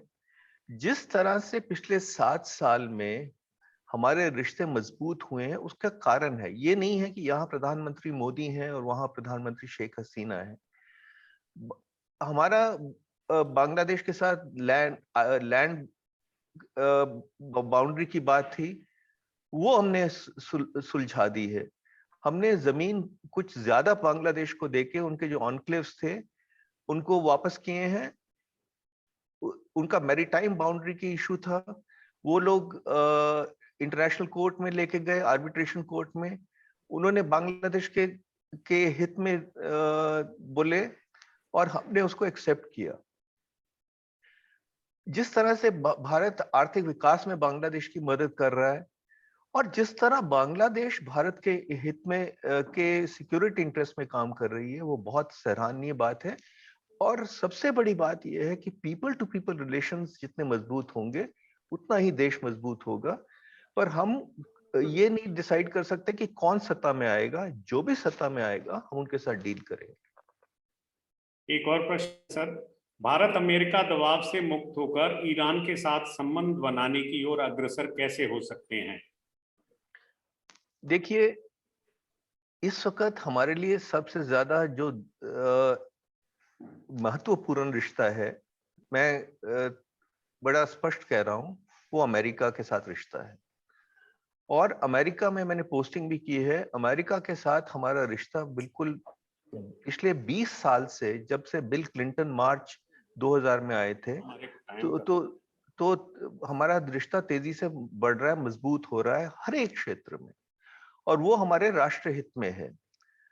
अब जब रिश्ता होता है तो कुछ देना भी पड़ता है, कुछ पाना भी पड़ता है। अगर हम ये कहें कि जो हम चाहते हैं वो होगा और दूसरा चाहता है वो नहीं होगा, तो ऐसा नहीं होता। पर कहीं एडजस्टमेंट करनी पड़ती है, कहीं नहीं। अब देखें, जहां तक S-400 की बात है, S-400 मिसाइल्स जो हम रशिया से ले रहे हैं, $5.5 बिलियन की एग्रीमेंट है। यूएसए ने कितना हमको पुश किया कि वो नहीं लेना चाहिए, हमने कहा नहीं, हमारे राष्ट्र हित में है, हम लेंगे। तो ये राजनीतिक रिश्तों में कुछ लेन देन होता है, कुछ एडजस्टमेंट होती हैं, पर आप वो करते हैं जो कि आपके in the greater national interest हो, और वो ही हम करेंगे। मैं बार बार ये कह रहा हूं कि हम राष्ट्रीय हित को पहले रखते हुए एनलाइटन नेशनल इंटरेस्ट में जो करना होगा हम वो करेंगे। समय की मर्यादा है, प्रश्न काफी हैं, तो जिन लोगों के प्रश्न हैं वो लिख के दे सकते हैं और हम सर के पास पहुंचा के कोशिश करेंगे कि आपका उत्तर आ सके। अब मैं अपने कार्यक्रम के अध्यक्ष सिमी जी से निवेदन करूंगा कि अपनी बात रखेंगे हमारी।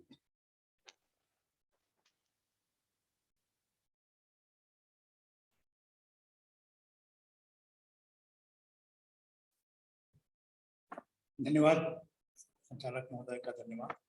और सबसे पहले तो मैं एम्बेसडर विष्णु प्रकाश को धन्यवाद देना चाहूँगा।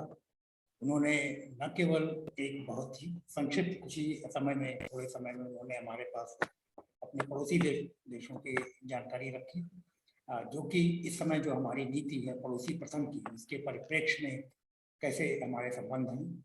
और प्रश्नोत्तर के लिए भी मैं ऑडियंस को भी धन्यवाद देना चाहूँगा कि उन्होंने कुछ और यहाँ पर प्रश्न रखे। डॉक्टर सत्येंद्र को भी मैं धन्यवाद देता हूँ जिन्होंने क्लाइमेट चेंज और उससे क्या समस्याएं हो सकती हैं विशेष करके हमारे रीजन में, उनके बारे में बात की। और उन्होंने डिजास्टर्स जो की है उसके बारे में बात की। ये अभी जो COP26 जो सम्मेलन हुआ है क्लाइमेट चेंज के ऊपर ग्लासगो यूके में, उसके परिप्रेक्ष्य में भी बहुत ही, मैं कहूँगा, सामयिक विषय उन्होंने एक उठाया था। और उन्होंने जो बात की क्लाइमेट चेंज की हमारी कंसर्न्स हैं और उसका क्या कितनी सीवियरिटी हो सकती है और क्या सोशल इकोनॉमिक इम्पैक्ट हो सकता है। तो संभवतः संकल्प और जो है उनका एक कभी अलग से कार्यक्रम रख सकता है जहाँ पर वो उनका भी अनुभव है विशेषकर अफ्रीका आदि देशों में, उसके बारे में बात कर सकते हैं। एम्बेसडर विष्णु प्रकाश ने जो एक बहुत ही महत्वपूर्ण बात कही हुआ है कि सबसे जो इम्पोर्टेंट है, सबसे महत्व की चीज़ है वो है आर्थिक विकास। आपकी जो चाहे उसको हार्ड पावर कहें या सॉफ्ट पावर कहें, उसकी बैकबोन जो की है वो आर्थिक विकास ही है। और दूसरी बात जो उन्होंने कही कि विदेश नीति और आर्थिक नीति का समन्वय और संबंध जो की है वो महत्वपूर्ण है। जो सबका साथ सबका विकास की भारत की नीति है, प्रधानमंत्री मोदी जी की नीति है, जिसमें उन्होंने कहा कि जो एक बड़े भाई की तरह हमें अपने पड़ोसी देशों को बिना बड़े भाई के एटीट्यूड दिखाए हुए एक बड़े भाई की तरह उन सभी का हमें ध्यान रखना चाहिए। और जो विकास है वो पूरे क्षेत्र के विकास के बारे में हमें सोचना चाहिए। और उन्होंने कुछ उदाहरण दिए जैसे इंडस वाटर्स ट्रीटी है या शिमला एग्रीमेंट है, और हमने पाकिस्तान के साथ में कई जो इनिशिएटिव किए हैं जिसको कि उन्होंने उतने अच्छे से उसका हमें साथ नहीं दिया उन इनिशिएटिव्स में। इसकी समस्या मेरे ख्याल से, मेरा विचार है कि पाकिस्तान में जो वहाँ की सेना है उनका पॉलिटी पर एक जबरदस्त नियंत्रण है। एक कहावत है पाकिस्तान आर्मी के बारे में, एम्बेसडर विष्णु प्रकाश ने सुना होगा शायद, कि लड़ाई कभी जीतती नहीं, इलेक्शन कभी हारे नहीं। तो ये जो की है वो उस नियंत्रण को खोना नहीं चाहते हैं, चाहे उनके पड़ोसी देशों से, चाहे वो भारत हो या कभी पहले अफगानिस्तान था हो या ईरान हो, जैसे भी हो, लेकिन उनका नियंत्रण नहीं खोना चाहिए। तो यह जो की है संबंधों को सुधारने में ये एक महत्वपूर्ण जो की रोड ब्लॉक है। जो चाइना के बारे में एम्बेसडर विष्णु प्रकाश ने हमें बताया कि हमें ये समझने की जरूरत है कि नेगोशिएशंस में और एक्शंस में चीन की क्या स्ट्रेटजी और टैक्टिक्स है। जब तक हम उसे समझेंगे नहीं तब तक हम उनके साथ में डील नहीं कर सकते हैं। पिछले कुछ सालों से बात चलती रही है राइज ऑफ चाइना की। राइज ऑफ चाइना जिसको शुरू में सोवियत संघ से डील करने के लिए यूएस और वेस्टर्न कंट्रीज ने काफ़ी प्रमोट किया राइज ऑफ चाइना को। बाद में जैसे एम्बेसडर विष्णु प्रकाश ने च्युइंगम की बात करी, तो उसी तरह एक च्युइंगम की तरह ये यूएसए के भी पैर में फंस गया है चीन। तो ये जो की है एक सेल्फ फुलफिलिंग प्रोफेसी है, जिसमें अब जब चीन का जो उन्होंने कहा कि चीन एक बड़ा लॉन्ग टर्म व्यू लेता है, उसके लिए 10, 20, 50 साल का कुछ फर्क नहीं पड़ता, वो एक लॉन्ग टर्म व्यू लेता है और उसकी एक ओरिएंटेशन और टारगेट है उसकी तरफ, वो जानता है कि इससे बढ़ना है और उसमें समय कितना भी लग जाए।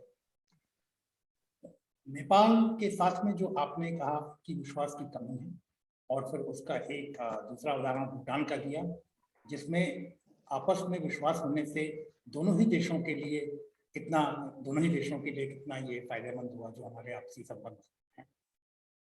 म्यांमार के संदर्भ में एम्बेसडर विष्णु प्रकाश ने बताया कि जो there is nothing permanent in diplomacy, national interest is permanent and, और मेरे ख्याल से ये म्यांमार के संदर्भ में तो ये बहुत ही अच्छी तरह से ये बात लागू होती है।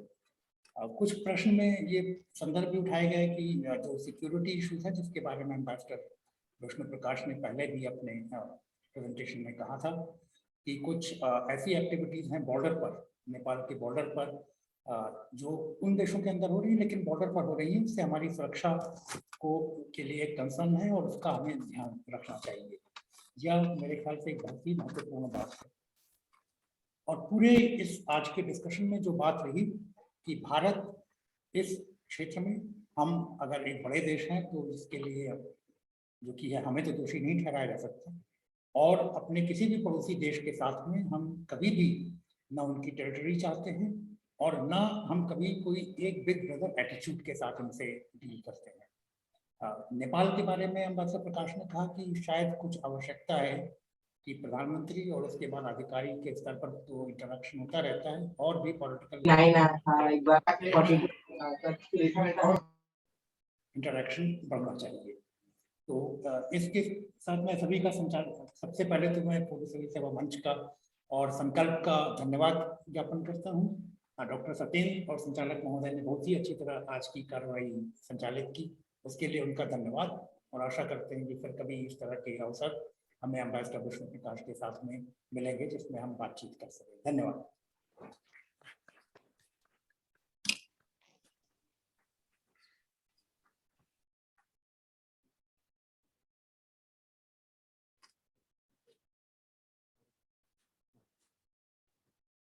धन्यवाद भाई साहब विनोद कुमार जी। कार्यक्रम के अंत में अपने श्री अजय सिरोही जी, संकल्प के एक वरिष्ठ कार्यकर्ता, धन्यवाद प्रस्ताव के लिए हमारे मध्य आ रहे हैं। लेकिन कार्यक्रम समाप्त नहीं होगा इसके बाद, क्योंकि एक कार्यक्रम और है कि हम सभी लोग ऊपर भोजन के लिए जाएंगे यहाँ से निकल के, और सभी यहाँ से भोजन करके ही जाएंगे। लेकिन कार्यकर्ता जो है अपने संकल्प के जो व्यवस्था में लगे हैं वो यहाँ रुके रहेंगे। धन्यवाद संतोष जी। वैसे मेरा काम तो आदरणीय विनोद जी पूरा कर चुके हैं, लेकिन मुझे गर्व है कि फॉर्मली मुझे वोट ऑफ थैंक्स प्रपोज करने का ऑनर मिला है। सबसे पहले मैं विष्णु प्रकाश जी का बहुत बहुत आभार व्यक्त करना चाहता हूं कि जितना इंफॉर्मेटिव और इंटरेस्टिंग ये लेक्चर था उसके लिए, क्योंकि हम ये ऐसा विषय है कि जिसको हम बचपन से पढ़ते आ रहे हैं, बचपन से इस पे चर्चा करते आ रहे हैं, लेकिन आज हमें पता चला कि जो चेंजिंग डायनामिक्स हैं कि ये विषय क्यों हमेशा ही कंटेम्परेरी बना रहता है। वैसे तो जितनी देर भी आपको सुना तो मन तो करता था हर विषय पे आपको सुनते रहें, कि खाली एक लेक्चर ना होके ये तो एक सीरीज ऑफ लेक्चर्स होना चाहिए था, खासकर चीन, बांग्लादेश और नेपाल पर। तो आपके एक एक लेक्चर अलग से सुनने की इच्छा होगी। मैं विनोद कुमार जी का भी, आदरणीय विनोद कुमार जी का भी धन्यवाद करता हूं जिन्होंने आज इस कार्यक्रम में प्रेसाइड ओवर किया। ना ही केवल प्रेसाइड ओवर किया, बड़ी रोचक तरह से इस पूरे आज के इस कार्यक्रम को, इस सेशन को उन्होंने कंक्लूड भी किया। डॉक्टर सत्येंद्र जी का भी बहुत बहुत आभार कि उन्होंने खासकर बहुत ही कॉम्प्रिहेंसिव तरीके से क्लाइमेट चेंज को कवर किया। यहाँ पर उपस्थित सभी फॉर्मर सिविल सर्वेंट्स फोरम के सदस्य, एकेडमिशियंस और हमारे सहयोगी, उनके सिर्फ इसलिए नहीं कि वो यहाँ पर उपस्थित हैं, क्योंकि हमेशा उनका सहयोग और मार्गदर्शन, आशीर्वाद हमें मिलता रहता है, जिसके कारण से हम इस अपनी गतिविधियों को आगे बढ़ा पाते हैं। और अंत में मैं अपने साथी कार्यकर्ताओं का भी धन्यवाद करना चाहूंगा कि जिन्होंने हमेशा की तरह इस कार्यक्रम को भी सफल बनाने में जी जान लगा के प्रयास किए। बहुत बहुत धन्यवाद। एक आखिरी सूचना मैं आपको दे रहा हूं, व्याख्यानमाला का कल दूसरा दिन होगा। तृतीय सत्र 10 बजे से प्रारंभ होगा, 9:30 बजे हम लोग जलपान के लिए यहाँ पर एकत्रित होंगे। उसमें जो विषय रहेगा, व्यावसायिक शिक्षा का माध्यम भारतीय भाषाएं, और ये विषय अपने श्रीमान श्री संतोष कुमार तनेजा जी, संकल्प फाउंडेशन के अध्यक्ष हमारे और संकल्प के प्रेरणा स्रोत, इस विषय को लेंगे। दूसरा सत्र 12 बजे से प्रारंभ होगा। इस सत्र में अंत्योदय की कल्पना और भारत सरकार, इस विषय को लेने के लिए हमारे मुख्य वक्ता होंगे श्री सुशील कुमार मोदी जी, राज्यसभा सांसद। धन्यवाद। आप लोग सभी फिर से एक बार निवेदन के भोजन के लिए ऊपर प्रस्थान करेंगे। धन्यवाद।